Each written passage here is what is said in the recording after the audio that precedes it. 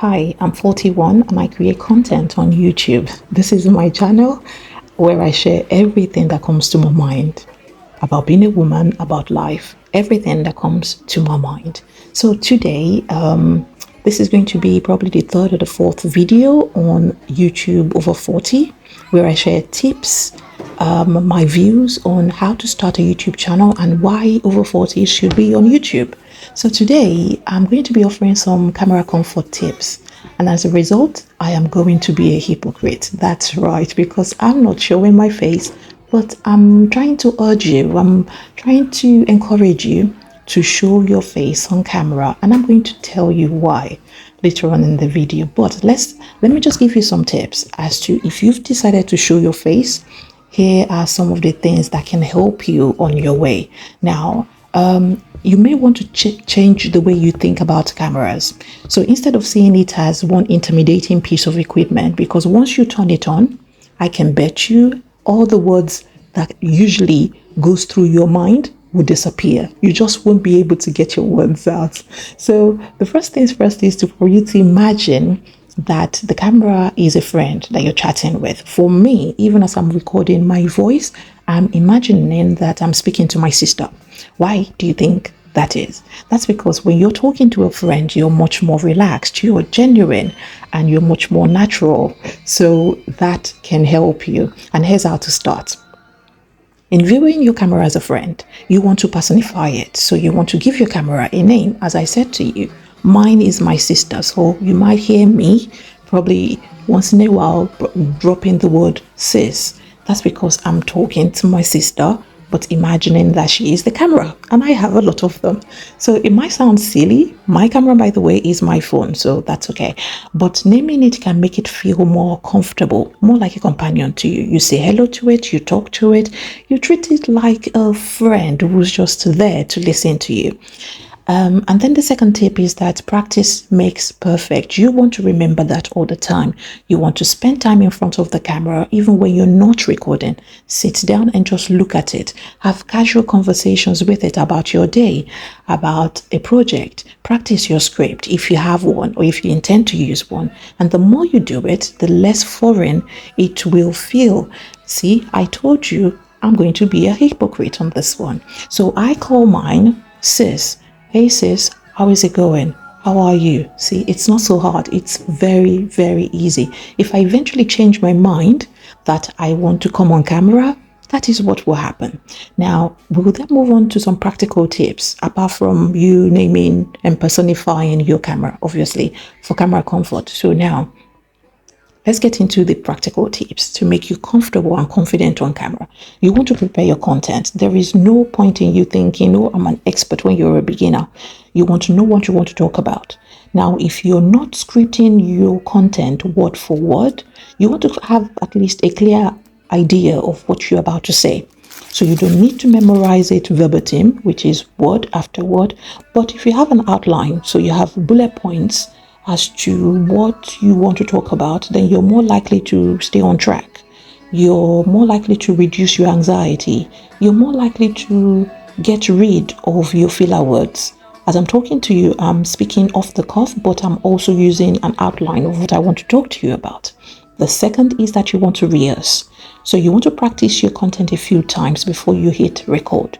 Or as many people would do, record, keep practicing, and some of those mistakes that you do make will become bloopers. They are funny to watch.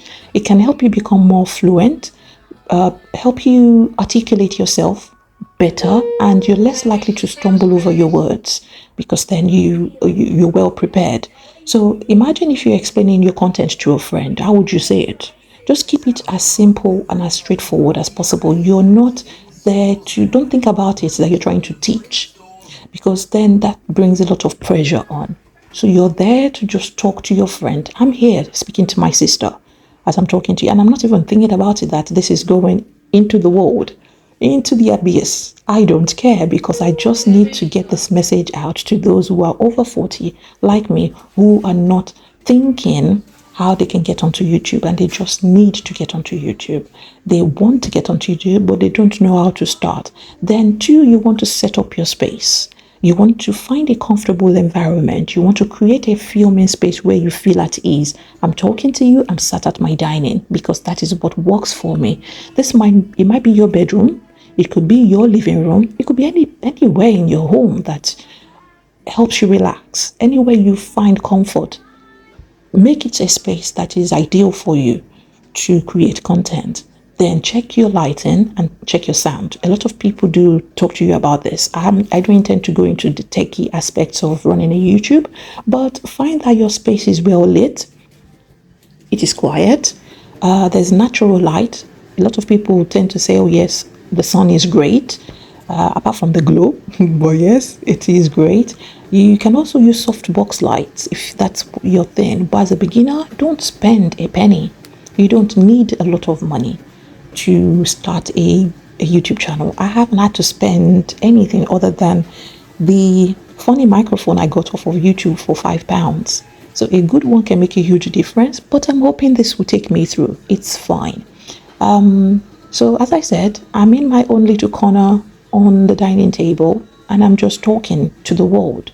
To me, it makes a whole world of difference, especially when I play my own voice back to me. I smile a lot of the time.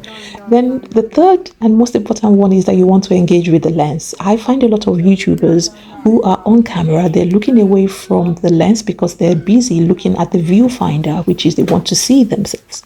If you're using a mobile phone to film, make sure you use the back. Have a mirror. That's one trick I should share with you. Have a mirror, bigger mirror in front of you so you can see yourself, but look directly at the lens. It creates a connection between you and your audience. It makes them feel like you're talking directly to them. Then the second tip is you want to smile and emote. What that means is that you want to use facial expressions. You want to use gestures to convey your message. You want to smile to make you appear more approachable and friendly. Emoting is more like you want to animate yourself as well, because the camera tends to dumb down on a lot of our expressions. So you want to make sure that you are slightly animated if you're the reserved type. Now let me share with you some of the benefits that are there when you come on camera. Right now you're comfortable with your camera, but did you know that being on camera has some enormous benefits that you might not have thought about? Let me share a few with you. So if you haven't decided to go on camera, these might persuade you a bit.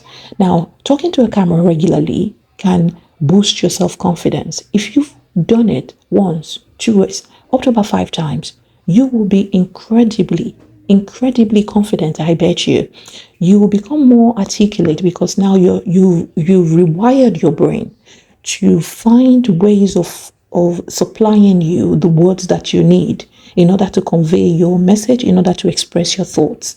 Now, these skills are so incredibly useful at work, among friends, not just even just for your YouTube. It's very, very useful in everyday life. And as I said, in a professional setting. The second is that there's a personal growth and self-awareness that comes with being on camera. If you watch back your own recordings, yes, a lot of people cringe, but cringing is natural. Cringing is not weird. We all cringe. We all have to cringe. It makes us human. So watching yourself back helps you see how you present yourself, how people view you, allowing you to make adjustments on your poise, your posture, the tone of your voice. That process can lead to greater self-awareness because then you know more about yourself. You know that you raise your eyebrows every time you smile, or when something baffles you, or when you're thoughtful, deep in thought, you're probably squeezing your lips. What is your restful face like? Are you squeezing? You now learn to relax your muscles wherever you need to. The third benefit of coming on camera is that your on-camera presence contributes to your personal brand. I know, I'm a hypocrite. That's fine. We've already established that. The more comfortable and authentic you are, the more relatable and trustworthy you will appear to your audience. So for now, I'm not showing my face on camera. You might think, yes, she is lying. But if my words ring through to you for 1 second at all, I want you to hit that like button and I want you to subscribe. So you being on camera helps to build your personal brand, and it can lead to stronger connections than you even having a more engaged community. Now, let me wrap things up for you. I just want to encourage you and give you some encouragement on this journey. I didn't have any over 40s to sort of listen to and watch, but here I am for you. Be yourself. That is the key thing. So I go against scripting your video word for word. I would say have an outline and then talk right through it. Let the outline guide your thoughts.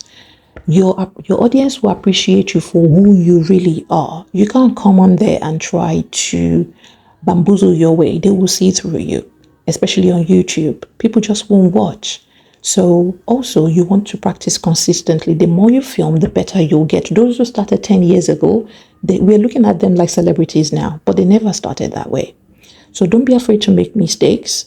I'm only recording this voice once. I'm not editing it because it's being recorded on a mobile phone. That's part of my own learning process. I'm getting to love my voice. But most importantly, have fun with it. Enjoy the process. The more you have, the more fun you have, the more enjoyable your videos will be for your viewers, but also for you. Always remember that everybody started somewhere. As I said, those we're looking at now that we think are celebrities, they were not born that way. The first day, you should actually make it a habit of going to watch the earlier videos of some YouTubers. You'll be amazed. You will be shocked. So your biggest YouTubers of today, they were once beginners. So don't be too hard on yourself. With time and practice, you will find your own rhythm, you will find your own style, and your people will find you. Thank you so much for hanging out with me today. If you find any of the things I've said helpful or valuable, please do give this video a thumbs up and share it with your fellow YouTube beginners and other over 40s who haven't started a YouTube channel. Come on, let's create a community.